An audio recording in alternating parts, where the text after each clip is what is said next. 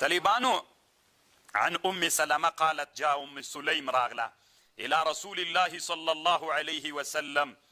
فقالت يا رسول الله ان الله لا يستحيي من الحق الله خو چې د حیا نه کوي له حق نه فهل على المرأة من غسل اذا احتلمت کله چې ښځې ته احتلام پیښ سي غسل سته قال النبي صلى الله عليه وسلم اذا رأت الماء و چې اوبه وویني فغطت ام سلمة تعني وجه مخې پټ که وقالت يا رسول الله وتحتلم المرأة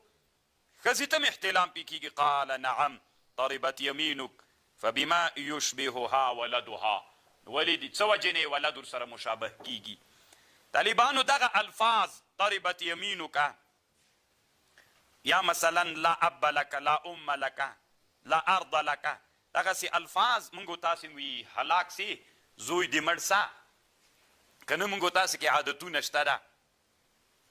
غرق سي دا ټول الفاظ چې دي طالبانو دی نه حقیقي معنا مراد نه ده علما وي دا هسې د ښایست د کلام دپاره دي زینت د کلام دپاره دي د دې رښتیاني ښیرا مقصد نه ده حقیقي معنا د دې مقصد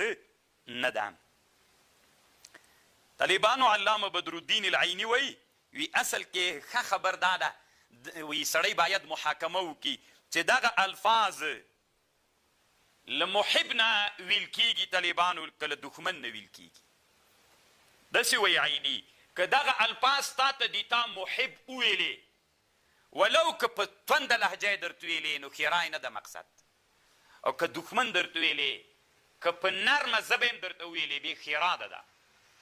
خبر باندې پوهېږئ علامه بدرالدین العیني رحمه الله د دې دا محاکمه کړې ده نو نبي صلی الله علیه وسلم ورته ویلې ام سلمې رضی الله عنها ته فبما تربت یمینک لاسونه دې خاورې سه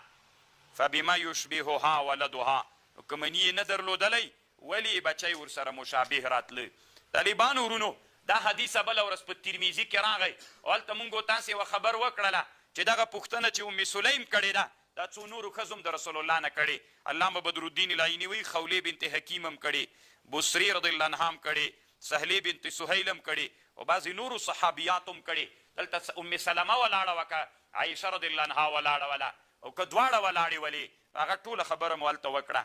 او بل دا د طالبانو ورونو د دې چې کې یوه خبر دا هم سته ده چې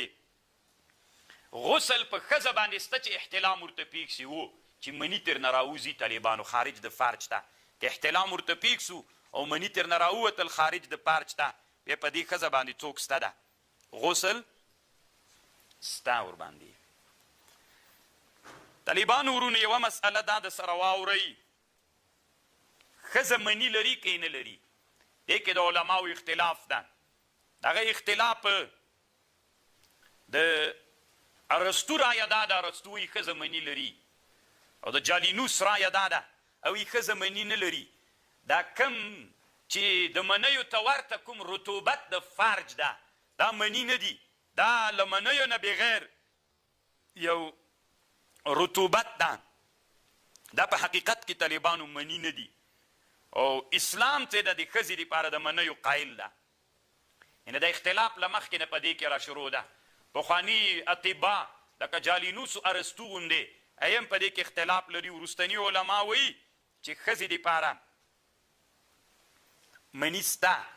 مسلمانان علما وایي او حدیث هم وایي چې ښځې هل على المرأة غسل چې احتلام و نعم اذا رأت الماء نو خو دې نه معلومیږي چې ښځه اوبه لري مني لري علامه انور شاه کشمیري وایي د موږ ډېرې مسایلې تر علم طب پورې تړاو لري باید موږ مسایل د علم طب زده کړو دی وایي چې ما ډېره زمانه په دهلي کې دې دپاره تېر کړله چې زه علم طب زده کړمه